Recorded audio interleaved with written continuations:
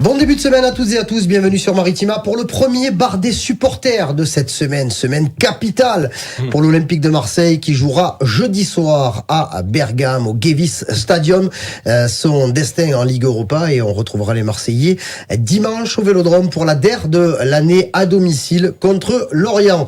Pour parler de tout ça et plus si affinité, Jacques Bail est avec nous. Salut Jaco. Salut les amis. Steph Martins, le lundi, c'est presque le lundi au soleil, j'allais dire, mais non, il fait pas très beau. Non. Comment ça va, mon Steph? Ça va très très bien, les amis. Messieurs, ce week-end sans match, comment vous l'avez vécu? Est-ce que ça fait du bien de pouvoir se projeter directement sur un match de Ligue Europa sans avoir le pain quotidien du championnat? Et oui, ça nous fait du bien même à nous, Karim. Ça nous fait reposer les esprits. Moi, le médecin est passé par là. Voilà. Ça s'entend. C'est vrai qu'au niveau footballistique, c'est bien de pouvoir un petit peu parler d'autre chose, d'échanger en famille, de pouvoir recommencer une semaine comme le staff. Ils avaient forcément besoin d'un petit peu évacuer cette pression pour mieux se reconcentrer. Je pense que c'était tout simplement indispensable. Ouais, Steph, pour toi, en mode supporter, depuis jeudi 23h, est-ce qu'il y a que l'échéance de jeudi soir 21h où ça va quand même, on arrive à vivre dans l'attente de ce grand rendez-vous? Non, tu vis, mais y a pas un jour où tu en parles pas, que ce soit avec des collègues, que ce soit au boulot, que ce soit en famille, voilà, tu parles que de cette demi-finale retour. Bien sûr, c'est dans nos esprits parce que voilà, tu as une très très très belle chose à aller chercher et j'espère qu'ils vont faire le taf. Allez, avant de parler, à proprement parler de ce match de jeudi contre l'Atalanta, déjà il y a plusieurs choses. On va discuter rapidement de ce qui s'est passé ce week-end en Ligue 1 qui peut avoir une importance pour l'Olympique de Marseille, notamment le résultat de Lens qui s'est imposé, donc qui reprend un peu d'avance. Ce soir, nous avons le match entre Lille et Lyon. Rennes est allé gagner à Metz à 12, je dirais, puisque l'arbitre, Monsieur Buquet, a quand même été, il avait le maillot, abominable. Le maillot rennais aussi. L'avantage de l'OM de pas jouer ce week-end, c'est que l'OM peut préparer sereinement la demi-finale retour. L'inconvénient, c'est que quand il va falloir enchaîner les 3 matchs en une semaine contre Lorient, Reims et au Havre, et il va pas falloir trembler, quoi. Ouais, bien sûr. Et après, quand tu connais le résultat des autres, tu sais que tu as du retard. Donc voilà, il y a des avantages et des inconvénients, comme partout. Donc personnellement, je trouve que on a eu la chance, c'est une chance, Karim, avec ce qu'on a vécu, de pouvoir avoir ce dimanche de repos pour les organismes et pour nos blessés. Imagine-toi, si tu avais joué ce week-end avec les blessés que tu as actuellement, pour nous, c'était indispensable. Et si on a la chance de pouvoir faire un résultat à Bergame, imagine-toi que tu fasses une finale de Coupe d'Europe, c'est quand même une saison réussie, malgré tout. Donc, il y a des, ouais, oui, mais tu es obligé. Si tu la gagnes. Oui, mais les gars, si tu fais une finale de Coupe d'Europe, malgré tout, vice-champion d'Europe, c'est mais c'est rien. Oui, ça vous laissera un peu, des mauvais souvenirs. Oui, mais quand même, c'est une finale. Tu te dis, regarde, on parle de la finale je me rappelle avec Roland Courbis à Moscou, la finale de José Anigo. Donc on en parle au fil du temps. Évidemment que si tu venais à gagner, c'est la folie furieuse. Oui. Mais malgré tout, tu limites un petit peu les dégâts. Après, Jaco, si l'Olympique de Marseille est en finale de la Ligue Europa et que l'OM perd cette finale et que tu n'es pas qualifié pour une Coupe d'Europe la saison prochaine, je pense pas que tu puisses... que tu peux vivre sur le souvenir de l'épopée européenne, ça je suis d'accord, mais tu ne peux pas dire que la saison est réussie si, malgré ce très beau parcours en Ligue Europa, l'année prochaine, le mardi, le mercredi et le jeudi, tu regardes des matchs à la télé. Eh oui, c'est clair. Non. Et d'autant plus quand on va rappeler les objectifs de début de saison, c'était se qualifier pour la Ligue des Champions à travers le tour préliminaire raté, finir dans les 4 premiers raté, essayer d'aller le plus loin possible, voire même gagner la Coupe de France raté.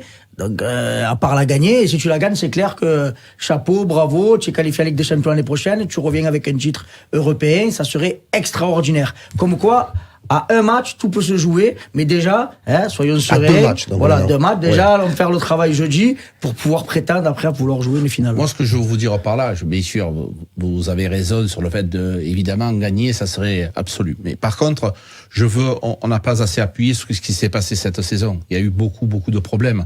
Ce mois de mars, Karim, on en a parlé tous les deux. C'est un mois de mars maudit qu'on a eu. Dans toutes les saisons de l'Olympique de Marseille, t'as jamais vu ça. C'est insupportable ce qui s'est passé. Donc c'est pour ça que je me dis, on limite les dégâts. Voilà. Si tu vas en finale, tu limites les dégâts parce qu'à un moment donné, je te le dis sincèrement, j'étais inquiet. Je me suis dit, mais comment ça va finir cette saison? C'était pas possible. Tu te rends compte d'avoir 3-4 minots dans l'effectif et 10 minots qui rentrent en Coupe d'Europe. Mais comment tu peux imaginer une chose pareille? Il faut qu'il y ait un scénario, c'est un scénario cauchemardesque qu'il fallait qu'il y ait. Eh ben, on l'a eu, donc voilà. Mais est-ce que vous avez encore un espoir d'une qualification à minima, je veux dire, par le biais du championnat? On sait que la 7e place, en cas de victoire du PSG en finale de la Coupe de France contre Lyon, sera... j'aime pas dire qualificative, mais bon, elle te permettra d'être dans les tours préliminaires de la Ligue Europa Conférence. Donc bon, c'est la petite des petites. Oui, mais bon, il y a 2 ans, on a fait un super parcours et tout. Et regarde là, quand tu regardes les équipes qui restent, bon, il y a Aston Villa, Olympiakos, la Fiorentina, le FC Bruges. Dans le dernier carré, il y a toujours des équipes intéressantes. Mais il faut y arriver. Et il faut y arriver. Et d'autant plus que quand il y a une équipe avec des jeunes joueurs, ça leur permet de s'aguerrir, de goûter un peu aux joutes européennes. Et en Conference League, souvent, quand tu rencontres des équipes, ça va au charbon. C'est très physique. Donc oui, on a fait une belle épopée où on est éliminé en demi-finale. Mais bien sûr que si tu peux la jouer, on va la jouer. Mais il faut pas oublier les objectifs d'avant-saison. Avec le 2e budget du championnat. Tu finis 7e. On va se dire, ouais, si on a mis, et si Paris gagne la Coupe de France, bon, je pense qu'ils vont pas leur faire cadeau. Mais tu peux pas te dire que c'est une saison réussie. Pour moi, hors de question. Karim, combien de fois, quand la saison dernière, la Champions League, tout le monde sautait au plafond. Je te rappelle, je te disais, attention, les gars. La Champions League, c'est ou noir ou blanc. On a un effectif quand même. La question, attends, Jaco, excuse-moi, je te coupe. La Champions League, tu l'as pas joué, la Champions League. Non, c'est ça le problème. C'est que si tu la joues et qu'après, à côté, quand tu fais comme Lens, que tu vivotes un petit peu, tu sais pas, tu vas te qualifier peut-être, mais c'est pas la même. Là, tu l'as pas joué, là. Tu l'as pas joué, mais tu l'as quand même participé très tôt. Tu as une préparation qui a été tronquée avec cette Champions League où on a fait des matchs avant les autres. Mais c'est leur responsabilité, oui, d'accord. Mais d'accord. Mais ce que je veux te dire, c'est que quelque part, des fois tu es content d'être en Champions League, mais malgré tout, il y a quand même cet effet de te dire, il y a une avant-saison, c'est compliqué, c'est dur parce que l'effectif n'est pas là. Après, évidemment, moi je vais faire l'avocat de Longoria. Vous êtes tous les deux contre moi, c'est pas grave. Je fais l'avocat de Longoria. Mais tu te dis, attention, on n'est pas contre toi. toi. Après, moi, personnellement, j'ai vraiment du mal à dire que la saison est réussie si tu vas en finale. Ce que je veux... Parce que la Champions League, elle t'amène de l'argent et je sais pas si tout le monde le sait, mais l'année prochaine, les Coupes d'Europe auront un visage différent. Il y a plus de matchs, il y a plus d'argent qui peut rentrer dans les caisses. Elle t'amène de l'argent, mais elle t'amène aussi des dégâts. Voilà. C'est que quand tu es, si tu as un club qui est riche, si tu as un club qui est assis, si tu as un effectif qui est costaud, à ce moment-là, c'est top. Nous, on n'a pas un effectif assez costaud, les gars. Tu es obligé de passer par là. Tu es en France, où tu t'appelles Paris Saint-Germain, ou Monaco, parce qu'on oublie tout le temps Monaco, hein. N'oublions pas qu'ils n'ont pas d'impôts là-bas, Monaco. Mais ils n'avaient pas de Coupe d'Europe, non, mais ce que je veux dire, c'est que quand tu es Monaco, tu es Monaco, tu n'as pas d'impôts. Ça rythme en plus. Tu es à Paris, les impôts sont payés. Nous, à Paris, il y a les Qataris. Voilà, ça rime aussi. Exactement. Allez, voilà. Bravo, ça commence fort cette semaine. Donc, et à Marseille, il n'y a pas d'oseille. Voilà. Et c'est très bien. Donc, quand tu n'as pas cet effectif capable d'être dans ces genres de compétition, voilà ce qu'il arrive. Non, mais Jaco, quand on parle d'un projet, parce que là, apparemment, on va repartir sur un nouveau cycle. Il n'y a que des cycles maintenant. Comme tu l'as dit, tu n'es pas le Qatar, tu n'es pas un État qui arrive et qui va te mettre 300 millions d'euros sur le mercato de transfert pour jouer les premiers rôles. On le sait. Donc, il faut y aller étape par étape. Le fait de te qualifier tous les ans en Ligue des Champions, déjà, c'est gratifiant pour ton club. Il y a de l'argent qui rentre, ça donne de l'expérience à tes jeunes. Bien sûr qu'on le sait tous là, qu'on va pas la sortir ou aller dans le dernier carré, sauf miracle. Mais si tu la joues 3, 4, 5 ans d'affilée, c'est là où tu vas étoffer ton groupe, où tu vas prendre de l'expérience, et là, tu pourras faire un coup. Si tu n'as pas cet argent-là, tu peux le faire que comme ça. Donc oui, c'est primordial pour le club d'être tous les ans en Ligue des Champions. Oui, mais ça, c'est dans les livres, oui. Mais ça, c'est dans le jeu. Bien sûr, mais chérie, mais pour être en Champions League, il faut être déjà... Il y a Paris Saint-Germain, encore une fois. Tu as le deuxième budget de France. Il y a Monaco. Après, les gars, l'OM a fini deuxième il y a 2 ans, troisième l'année dernière. Franchement, il n'y avait pas lieu, et d'une, de bouleverser l'effectif, et de deux, il n'y avait pas cette crainte. Parce que regarde, tu finis 3e l'année dernière en faisant la Ligue des Champions. Donc tu l'as faite, hein, mais tu finis quand même 3e. L'année d'avant, tu finis en demi-finale de la Ligue Europa Conférence. et tu finis deuxième. Donc ça veut dire quand même qu'à un moment donné, tu as réussi il y a 2 ans à intégrer la Coupe d'Europe dans ta saison et finir deuxième. L'année dernière, franchement, à 5 minutes près, tu sors pas de la Ligue des Champions où tu es reversé en Ligue Europa dans ce fameux match contre Tottenham. Et tu finis quand même troisième. Et là, malheureusement, la faute à une préparation qui ne correspondait pas à ce qu'il fallait faire, déjà en termes de temps et d'anticipation, je dirais, et ensuite avec tous les déboires que l'OM a connus, avec des joueurs qui n'ont pas tous été aussi à leur prime de suite. Donc il y en a des explications sur la saison qui est pas terrible, mais la saison elle est quand même pas terrible. Oui, elle est pas terrible, bien sûr. Tu as fait une première bêtise pour moi, c'est Marcelino. Ça c'est la première bêtise. Et la deuxième, des fois, tu en fais une plus grosse quand tu prends Gattuso. Gattuso, c'est la plus grosse bêtise que tu aies faite. Parce que Gattuso, pour moi, personnellement, il n'avait pas les qualités requises pour être à l'Olympique de Marseille. Il vient d'un pays où les entraînements et la façon de jouer, on va pas polémiquer, c'est différent de la France. Il y a certaines réglementations que nous n'avons pas les mêmes que chez eux. Donc tout ça, c'est à prendre en compte. Donc c'est lui qui nous a fait beaucoup de mal. Donc voilà, moi, ce que je veux vous dire, c'est que... un peu dur quand même. Oui, mais... je te dis franchement, parce que il est arrivé, lui, avec un héritage déjà qui était en place. Personnellement, je trouve qu'il a fait beaucoup de mal, mon chéri. Et c'est lui qui a dû gérer le vestiaire et le groupe en janvier et février quand il y avait la Je le pense sincèrement, je pense qu'il n'a pas été à la hauteur de ce qu'il devait faire. À mon avis, c'est mon avis, il n'engage que moi. Hein. Mais voilà, après, et évidemment, il a découlé des blessures sans arrêt, la malchance derrière, parce que les blessures, les déchirures et compagnie, les contractures, et après les blessures, notamment Valentin Rongier qui n'arrive pas à se soigner, il t'arrive un Nadir avec les croisés, il t'arrive à l'entraînement, Luis Enrique qui tombe sur Meïté, et sans arrêt, ça s'est enchaîné. Et donc, c'est vrai qu'il y a eu quand même une année de malchance. Ça, on peut le reconnaître, ça. Voilà. Sûr, ouais. Mais après, je suis d'accord avec vous. Ce que je veux vous dire, c'est que si on a, parce que le match il arrive, je me dis si on se qualifie pour la finale, on sera quand même tous heureux d'aller à Dublin. Oui, bien sûr. Mais je suis heureux d'aller à Dublin, mais j'ai envie de sourire à la fin de cette finale. Parce que si tu perds, ça fera 4 fois, si je dis pas de bêtises, que tu perds en finale avec la Ligue des Champions. 5 fois, voilà, tu t'imagines. Ah oui, parce que si tu te qualifies, c'est la sixième finale. Donc 5, bon, je veux pas parler de celle-là, mais tu en es déjà sur 5 finales, une gagnée, 4 perdues. Au bout d'un moment, je veux bien, mais il faut un peu que la tendance, elle tourne. Après, tu arrives en finale. Il y a aucun autre club français qui a joué autant de finales que l'OM. Je suis d'accord avec toi. Mais, on va retenir quoi dans 15 ans? Que tu es allé en finale? On retient que les trophées. Oui, mais là, Jaco en a parlé tout à l'heure. On se souvient de Göteborg 2004, on se souvient de Moscou 99, on se souvient de Bari 91. Et c'est que quoi? C'est que des plaies qui s'ouvrent à chaque fois. On se souvient même bien sûr, de Lyon 2018. Voilà, et à chaque fois, c'est des plaies. On n'y est pas encore, hein. Voilà. On n'y est pas encore. On n'y est pas encore du tout. Et quand tu y es, il y a une chanson. On est en finale parce que c'est déjà un exploit d'être en finale. Après, c'est un match différent. Ça se joue sur beaucoup de choses, beaucoup d'approches différentes. Donc voilà, personnellement, je retiendrai un petit peu ça. Messieurs, nous, on parle de l'Olympique de Marseille qui a vécu un week-end tranquille avec un peu de soleil, puisque le soleil est de retour. Ça a fait du bien, même si aujourd'hui c'était mitigé, mais la suite de la semaine sera sympathique. Nous, on verra pas cette semaine sympathique puisqu'on aura le temps de Bergame. L'Atalanta qui joue à 18h, hein, les amis. 18h, déplacement chez la Lanterne Rouge.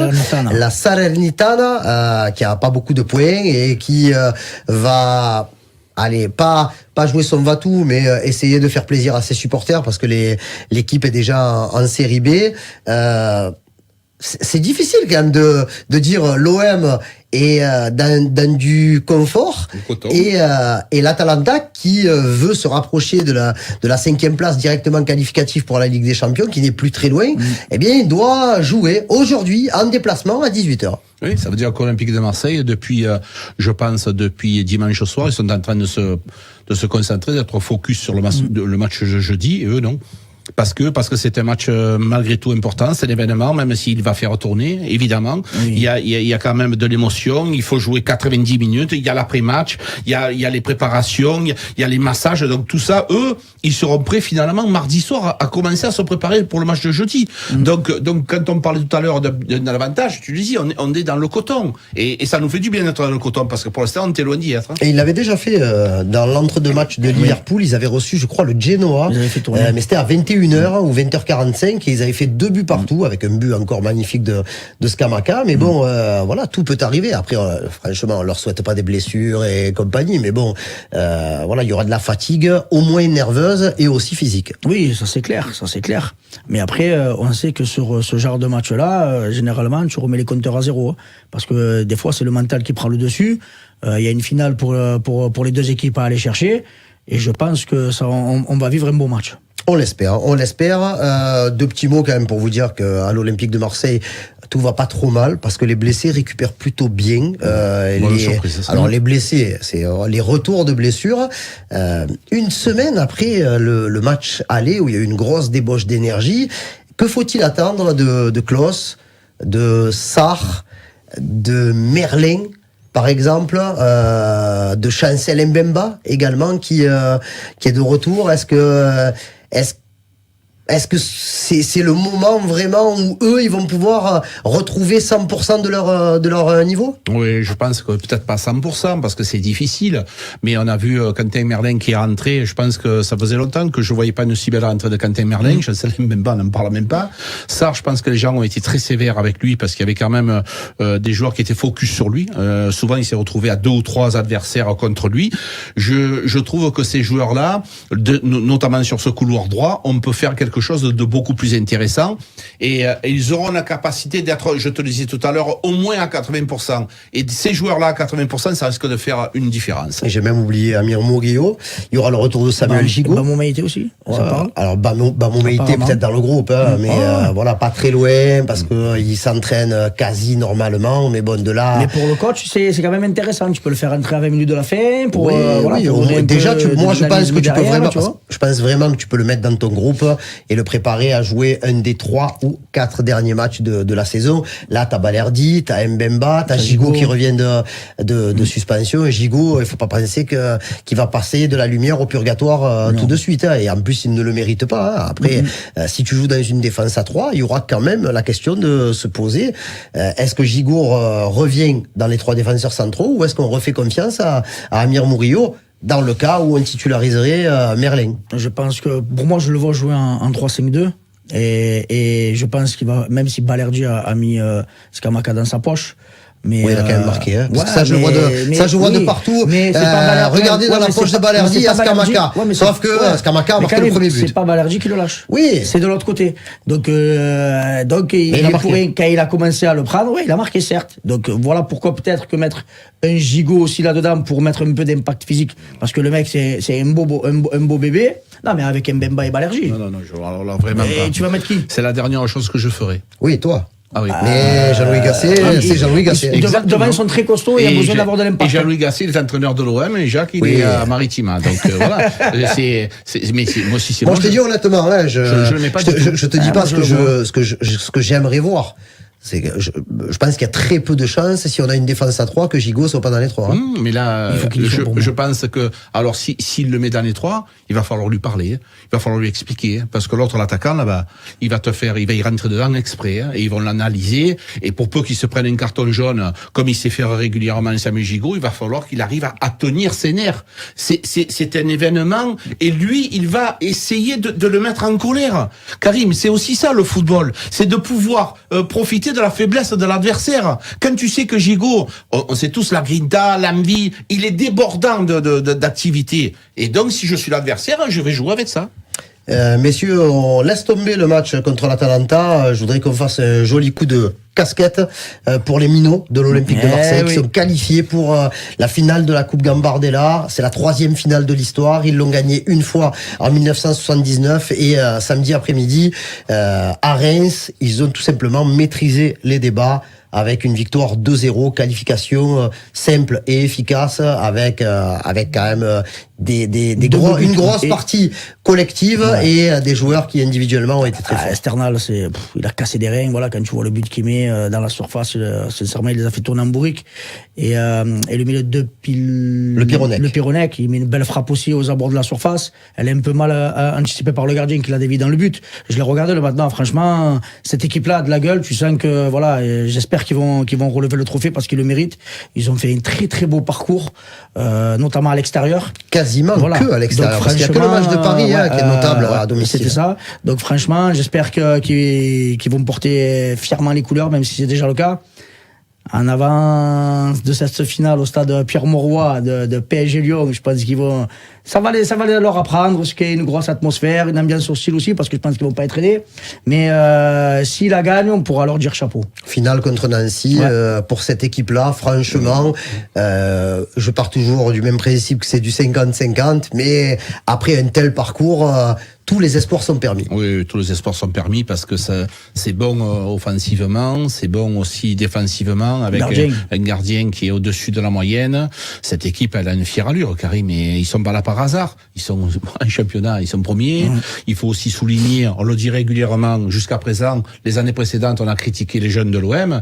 Les 17, ça va très bien. Les 15, ça va très très bien. Donc il faut féliciter le centre de formation de l'OM qui a jamais été aussi bien et ça fait plaisir.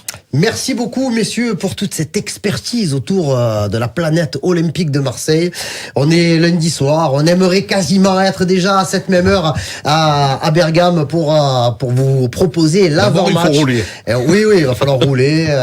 On a les conférences de presse. J'ai noté, Jaco, attention, mercredi midi, celle de l'Atalanta. Mercredi 18h15, celle de l'OM. 19h, l'entraînement. Et 20h, on aura le bar des supporters. Mercredi, exceptionnellement, à 20h, en direct. Nous, on sera à Bergame. Marc sera là. Il portera la flamme puisque il sera revenu de Marseille. Merci beaucoup, messieurs. Bonne semaine à toi, mon Steph. Mais merci, on va rester en contact. Quand même, obligé. Tu as vacances, donc tout va bon bien. Déplacement à vous, avec j'espère que tu n'as pas trop de voix, garde-en un peu, parce que j'espère que tu vas te vous briser les inquiétez cordes pas. vocales. Bonne soirée à toutes et à tous. Rendez-vous demain, même heure, quasiment même endroit, pour un prochain bar des supporters.